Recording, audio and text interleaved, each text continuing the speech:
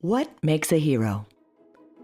According to philosopher and scholar Joseph Campbell, a hero is an archetypal figure who takes a journey from his or her ordinary world, goes out on an adventure, through a decisive crisis wins a victory, then returns home transformed with gained wisdom to offer others.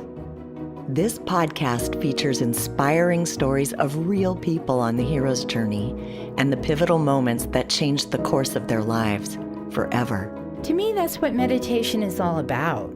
It's not about just relaxing a little or, finding some inner peace. It's about becoming the best person that you can be and tapping into that higher potential.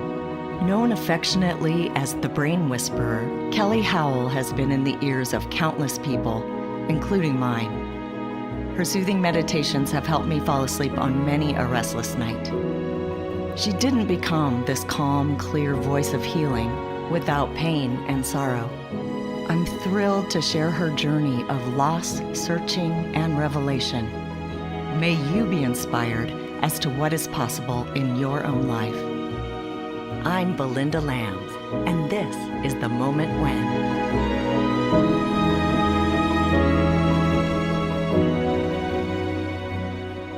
Kelly Howell is a 6-time national best-selling audio author and founder of BrainSync. She is widely recognized as one of the leading innovators and pioneers in sound healing and mind expansion. Her brain optimization programs are used in hospitals, biofeedback clinics, and by millions of individuals worldwide. Her book, Brain Power: Improve Your Mind as You Age, is recommended by the Mayo Clinic Health Review, and she teaches her unique approach to meditation at Fortune 500 companies, retreat centers, and online. I usually start with this question: how do we know each other? And in this particular case, we've never met. So No. I will tell you how I know you, of you. Okay. There is this gentleman named Brian Johnson who has an online community. It's called, I think, Optimize Me or something like that. Optimize Me. I know Brian, yeah. He had mentioned this meditation that he had done that really helped him in his life, and it was with you. And it was the Destiny meditation. So I immediately bought it. That's how I found out about you, and I started listening to your various meditations, and I found them very helpful in my life. And then since I've been doing this show, I've been thinking about who's been on the hero's journey or who is on it right now. And your name popped in my head and I reached out. Oh, well, thank you. Well, I love Brian, and I think what he's doing is great. And I know he told me that Retrieve Your Destiny audio program really helped him a lot. So I'm glad he recommended it. Yeah, and that's how I know of you. And now I get to chat with you, which great. is an honor. So let's start with your ordinary world before you got your call to adventure. What was your world like? We're going back in time to the early 1980s. I was about 21, and I had just gotten married, and I was madly, madly in love with my husband. But I don't think he felt the same. A few months after we had gotten married, he got a job offer that required him to travel a lot. So it turned out he was gone maybe 70 or 80% of the year. And we lived in New York City. I had been a fashion stylist, but then I had gotten into film production, and I worked for a book publishing company in New York. And then I was also the party planner for Studio 54. And I traveled a lot. I went back and forth from New York to LA. It was exciting, but there was always that empty part where I had gotten married and my husband was gone. So I wasn't very happy. I think it kind of maybe went on for about a year with just basically having a long distance relationship with my husband. Phone conversations, missed calls, middle of the night, that kind of thing. Mm-hmm. And I was going into a dark space. And going from New York to LA, everybody in the music video business was partying all the time. So there were a lot of drugs and rock and roll and drinking and parties. And So I was distracting myself with this, but very empty. I just felt really empty. Kelly received her call to adventure through a succession of painful blows. I was very close with my grandmother. She was about 87 years old, and she lived alone in Manhattan. And so I would call her every night before I went to bed. And one night I called, and she picked up the phone, and she couldn't talk. And I called my mom. She lived in Connecticut. I just said, I don't know, I'm going up to her apartment. And when I got to her apartment, she was on the floor. She had had a stroke. She was paralyzed. So my mom panicked and basically got rid of her apartment, moved her into her own house, and, was committed to taking care of her. They had a nurse for her to help her because she was basically quadriplegic. The next blow came when she got a call from her stepfather with some bad news. Your mother has cancer. Oh my goodness. It was so sobering and real and hard, and my conversations with my husband went to a new level about whether we were going to stay together or not, whether we should give it a shot, see if we can patch up our marriage. And so we planned a trip. 3 weeks in Egypt seemed like the perfect remedy for their ailing marriage.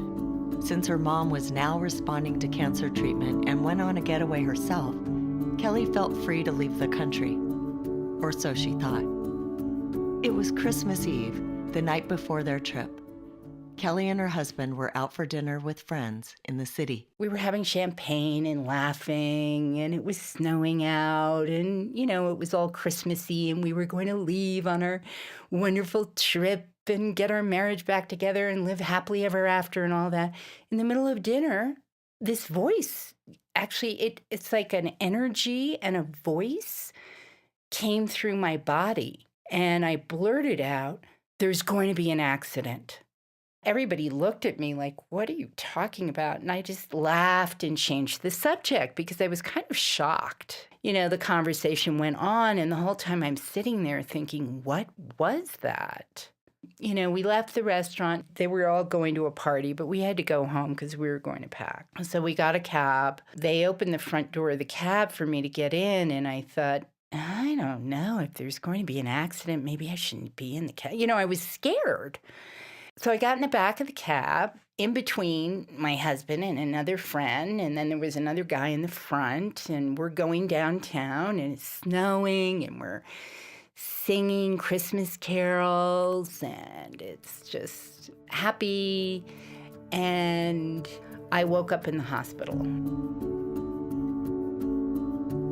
I didn't know where I was. I was just flat on the x-ray table in a room, and everything was white and glowy, and these people were standing around me, and I thought they were angels. They're looking at me, and I'm just saying, "You're so beautiful." I could see their essence. I could see their beings, like their whole aura, everything.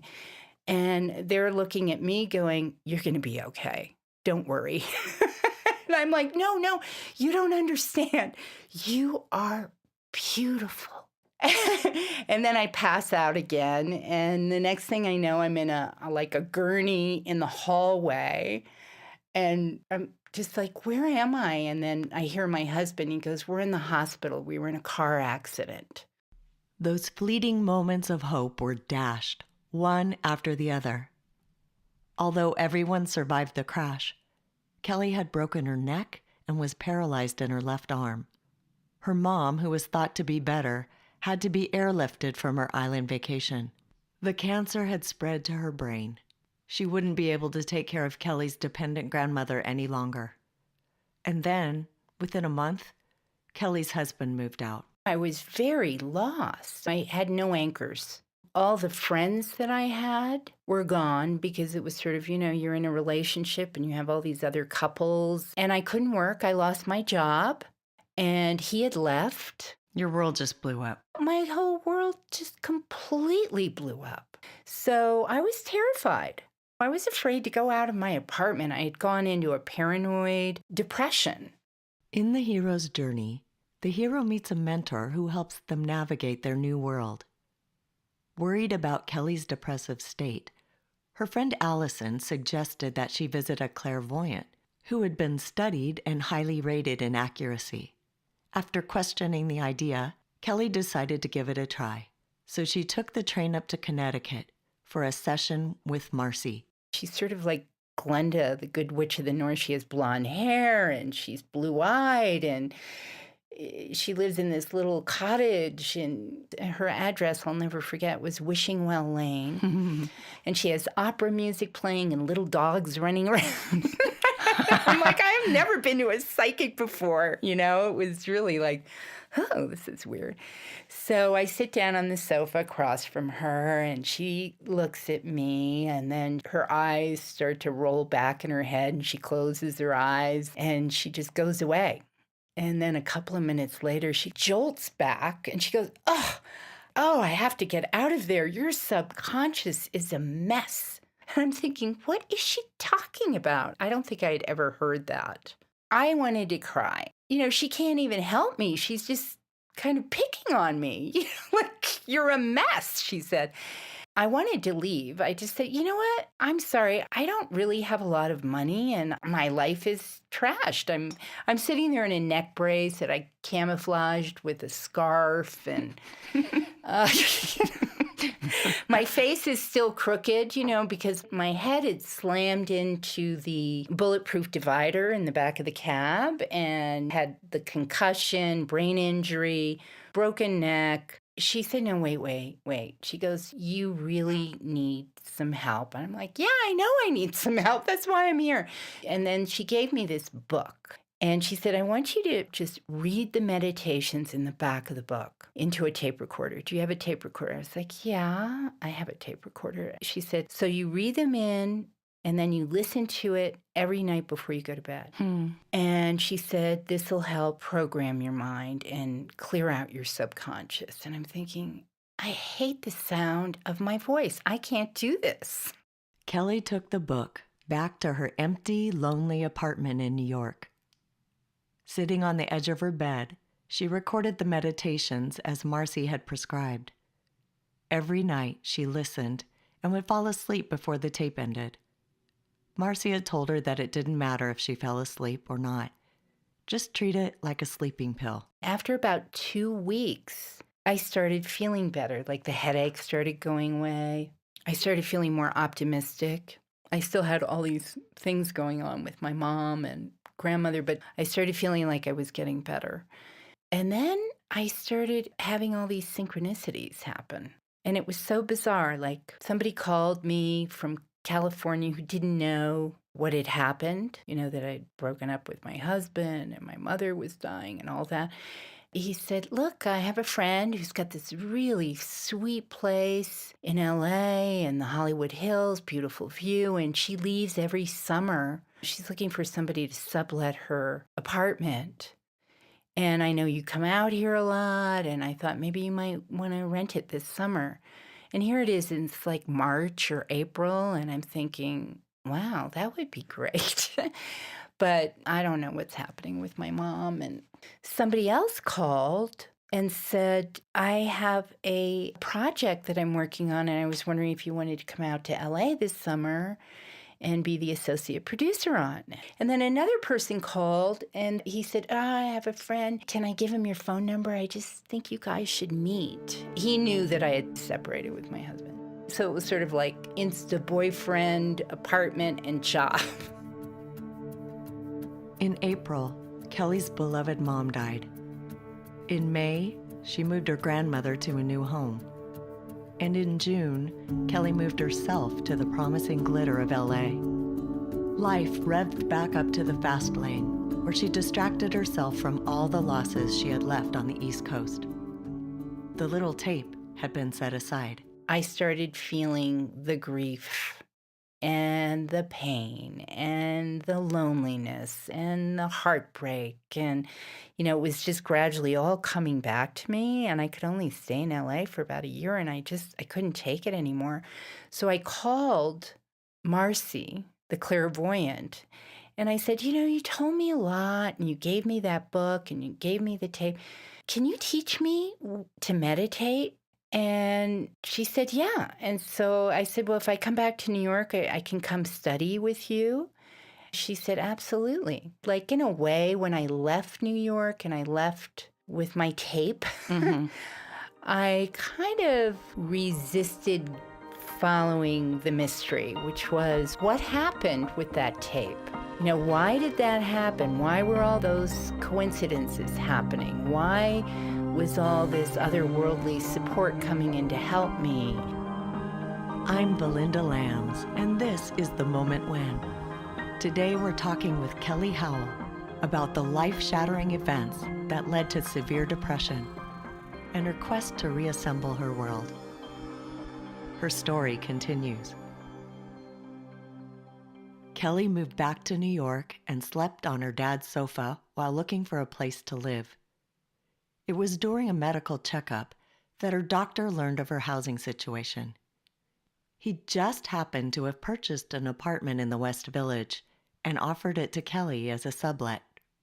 So with a great place to live, she enthusiastically began her weekly meditation training with Marcy, which was much more rigorous than she expected. Oh, I hated it. I'd be home in my cute little apartment, and I couldn't stand meditation. I was just like, this is insane. I'd sit there and listen in my mind, and like, I should go buy cat food, and oh, I forgot to do this, and maybe it's okay if I have a glass of wine. Maybe that would help. I was not good meditation material. I kept looking at a clock. And to have somebody start meditation with a full hour with very little guidance, no help, really. When I was with her, it was great because she would guide me. And I complained to her. I said, why is it so easy when I'm meditating with you? And then when I'm home, it's horrible. And she didn't really have a good explanation. So I would go there for my weekly hit.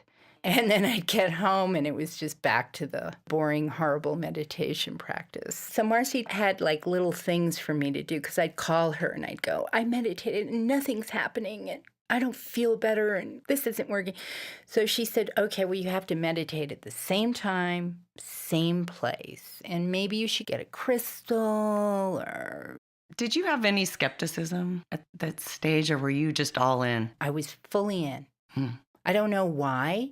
I had a super high expectation. I expected that meditation was going to change my life. Don't tell me why or how I had that expectation. I think I was desperate. I was so miserable, and I wanted to change my life, and this was something that was inexpensive. I could do it. I didn't have to go to India or, join a cult. Like I said, I was in a very deep grief. The idea of going to a monastery was very appealing to me because I wouldn't have to be in life. I wouldn't have to worry about paying the rent and getting a job and getting my life back together. So I was all in for meditation. If I hadn't been so desperate, I don't think I would have done it. Meditation started really going deep for me. I started having great experiences, and I got very clear in my mind that I had nothing. I had been stripped bare, like my ego had been destroyed from all that had happened. My identity was so wrapped up in what I did and who I knew and all of that. It had all been taken away. I got very clear that I wanted to know my path and purpose in life. And that's all I wanted. I knew I had a path and a purpose and a mission. I didn't know what it was. I had no idea. None. I started kind of reading other books about meditation and, hypnosis and prayer. And so I did the practice that Marcy taught me. And then towards the end of the meditation, I would go into a prayer, basically, where I did feel connected. Like I knew on some level there was a God and that I could get guidance and spiritual direction. But I wanted to know for sure. Like I really needed proof somehow. I expected some big explosion or something. And so every day at the end of my meditation, I would pray and I would ask God to show me my path and purpose. Then I would wait and nothing would happen. The moment when is a pivotal moment that shifts the course of the hero's journey. Kelly's pivotal moment arrived during her prayer practice. In my mind's eye above my head, suddenly this giant sphere of golden light appeared. Like huge, brilliant gold ball of light, like a big giant ball of light. In my mind, I'm going, oh my God, oh wow, I'm just like in awe. And the ball starts to slide down and down, like the New Year's Eve ball, it's like coming down, coming down, coming down, coming down. It comes and it slides into my head, and then it exploded into 1,000 million like golden sparks. And it came through my whole body. My whole body was just vibrating. And I heard a voice, and the voice said, make tapes. And in the light, I was getting so much information. I don't know how long it went on for, but I do know that when I came out of the meditation, I knew without a doubt, not a single doubt in my mind, that I was going to make tapes to help people. Because I really had been in touch with so much suffering. And the way I suffered, I hadn't experienced that in my life. And then something happened with the light. It was like I needed to help people that were suffering. I knew exactly what I needed to do. In the light, there was a plan. This divine download continued to unfold over the next hours and days. She kept the experience to herself until her friend Allison reached out to get together. During dinner, Kelly shared the whole thing with her. As she spoke about the idea, she felt a powerful energy flowing through her. And the first thing she said is, I want to be involved. And I was sort of stunned, And she said, I want to get involved. And I think I know someone who will invest. Like a week later, this guy comes from Europe. We have dinner. I tell him the whole vision, of making these self-help audio tapes. They weren't in the stores then. So we did a deal on a cocktail napkin. And he gave us 6 figures, and we were in business. Shortly after producing and marketing her first audio program, Kelly was connected to a key person at Bantam Books. And the next thing I know, I'm in the boardroom with the president, the vice president. They pulled all these people together, and they were just about to launch an audio division. So it was one of those perfect timing moments. Yeah, so we ended up with a big contract with Bantam, and we were on the bestseller list that first month, and well on our way to selling millions of audio programs. Yeah, that was the beginning. You're listening to The Moment When. We are a fan-funded podcast. If you derive value from these shows, then be part of our support team by becoming a patron. We have great reward tiers, like early access, or even getting your name mentioned on the episodes. Just go to patreon.com/Belinda Lambs to become a monthly supporter. It only takes a small amount to make a huge difference. Links are in the show notes.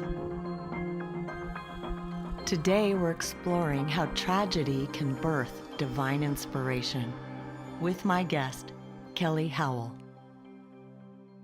The meditation programs were moving along with great success. With the bestseller list, big advances, and more contracts coming in, Kelly now had time to take her knowledge to another level. It was the year of the brain, and I was going to all kinds of workshops about the brain and the new research, and it was kind of a tightly knit group of people that were on the edge. of the evolution of human consciousness. It was just all really happening then. And I got to connect with a lot of scientists and brain researchers. And I wanted to know what's going on in the brain, what happened to me, what's happening to other people when they meditate. And so I started reading a lot of books on biofeedback and brain research. And we began experimenting with binaural beats. Can you explain that a little bit for people that are listening? Yeah, binaural beats are pure sine waves, sound frequencies that you deliver to either ear, and they balance right and left hemispheres of the brain, and they can guide your brain activity into deep states of meditation or sleep or high focus and more energy, depending on the frequencies. It's a technology and it's been around for a while. I read an article in Scientific American that they had done research on this, and they saw that your brain cells resonate to this binaural beat. And you can create different beats with different frequencies, and you can entrain brainwave activity. And so we started experimenting with that. And then we got another deal. I was so excited because to me, I wanted to help people meditate. I thought, if I can help people meditate, that's a real game changer. And I realized very few people would do what I did, to sit for an hour every day. Right. So you could be their Marcy. I could be their Marcy. Exactly. Marcy to the millions.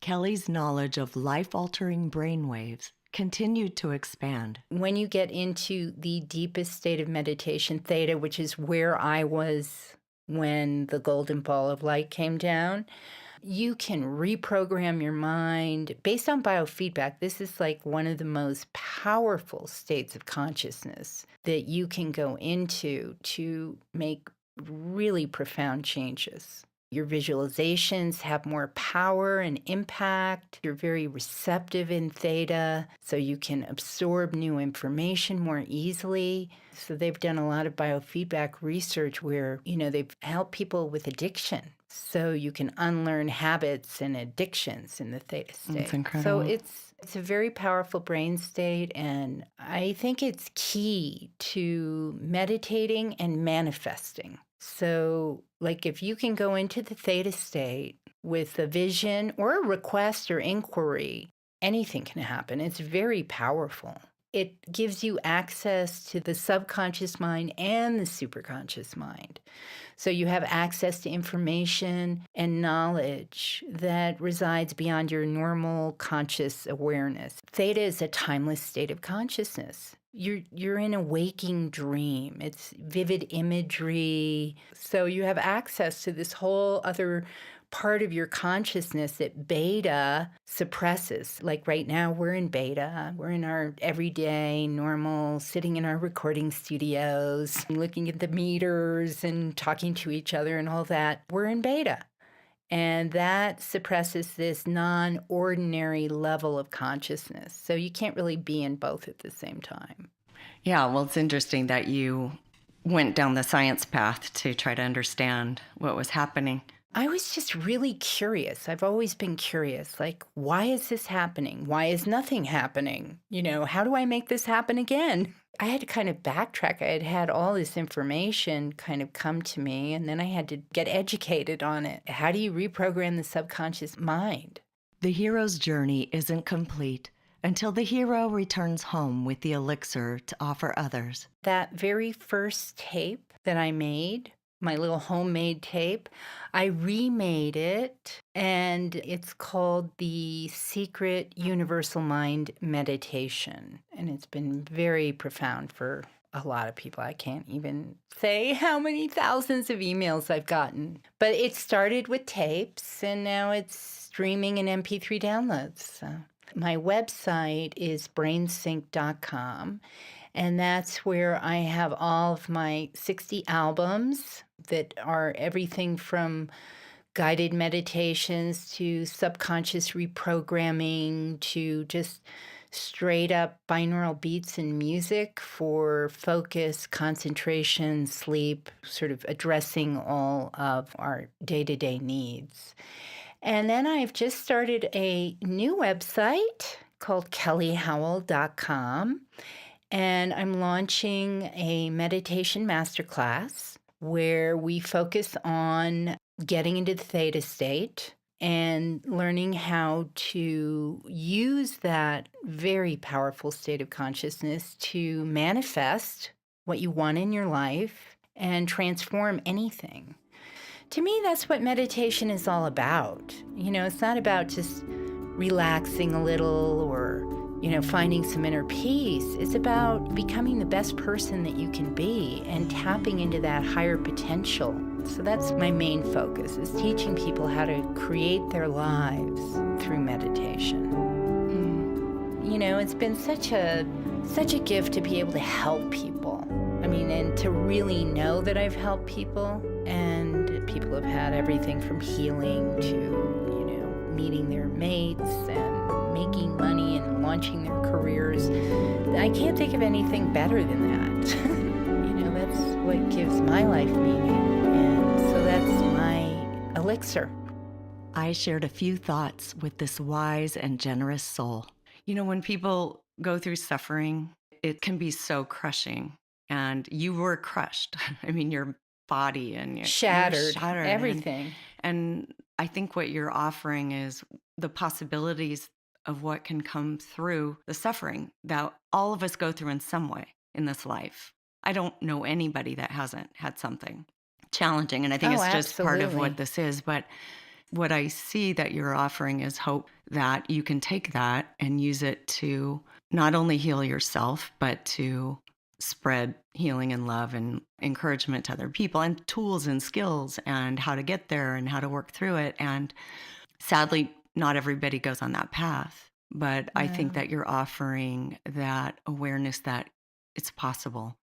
And you've taken it to such an incredible magnitude. I like that. I like that word. Thank you. Yeah. Thank you. Thank you so much. And I love what you're doing. Thank you.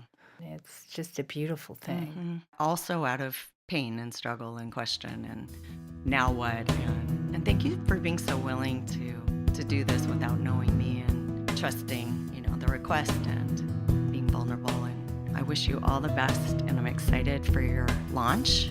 I'm sure it's going to be incredible. There's no doubt in my mind. Everything you do has been so beautiful and thoughtful. Oh, thanks, Belinda. Yeah. It's really sweet of you, and I really, really appreciate you doing this with me. Thank you.